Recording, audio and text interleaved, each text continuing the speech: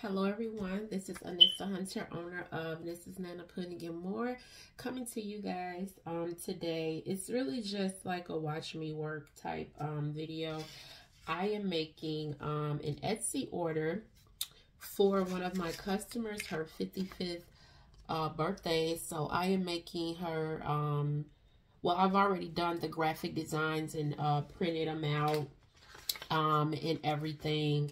And I am just cutting the paper to wrap it around her chip bags. But this is like a sample that I text her so she can see how it looks. This is the front of her chip bag. And this is the back. And she's happy with it. She's having a Hard Rock Cafe 55th birthday party. So that's the chip bag. And then this is the candy bar, Hard Rock Cafe. And then you flip it over and this is the back. So like I said, I sent her proofs of those. She's happy with them. So what I went ahead and did is I began to cut the chip bags once I printed them, the labels rather, to wrap them around the chip bags. And so this is how it comes out of the printer. So you see it's like a full 8.5 by 11 sheet. And then I cut the top and the bottom extra paper off, the excessive paper off, so you can kind of see the difference in the two. So I just wanted to show you guys how I do that, as well as how I wrap them. So this is how the paper prints out. Now I have seen some people who they just make the chip bags and they just leave that excess paper on, like so. I like to take it off. Let me kind of go up a little bit on here. Okay. I like to take it off. I just think it looks better instead of having it like this. Let me see if I can do like if I can hold this. So this is with the excess paper left on, and this is with it off. So I like this way better. So that's how I do mine. So let me show you what I do. And all I do is just cut this white part off. And then I cut this bottom white part off. And then where the color begins is where the chip bag will be. The chip bag label. So I just grab my scissors. What I'll do too is sometimes I'll use my paper trimmer. I'm not an expert at that, and so sometimes my lines are not as straight as I would like them. So if I don't have that many chip bags or anything to do, I just use my handy scissors. And in this case, I'm only doing 15 chip bags and 15 candy bar labels. And so when I use my scissors, all you're doing is just following this line straight across and then straight across the top. So it's really easy to do. And sometimes with that paper shredder, it's kind of hard to see the line. I mean, not paper shredder, paper trimmer. It's kind of hard to see the lines all the way. So in this case, I'm just using the scissors. You know what I mean? I'm not shipping them out until tomorrow. So I have enough time to take my time and everything and get this done.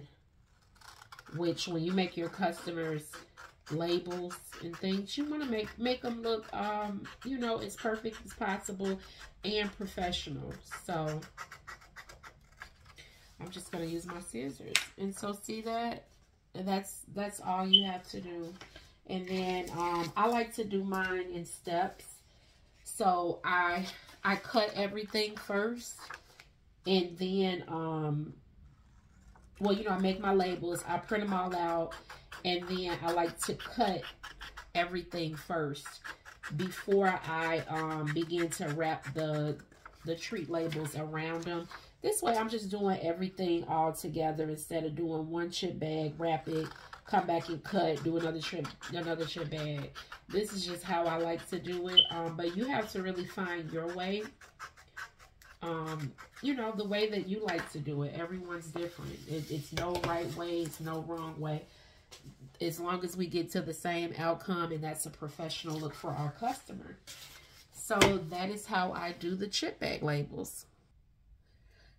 Okay, so I have all of my chip bag labels cut and ready to be wrapped around the chip bags.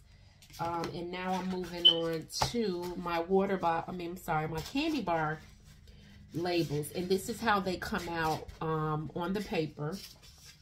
And you have to, again, you know, in this one, I'm cutting all the sides out. The only thing I'm going to be left with is where the color portions are. So this one is a 4 cut versus the chip bag. It's only a top and bottom 2 cut. And so one side, cut this out. This is how it's going to look. Front and this side up, front and back.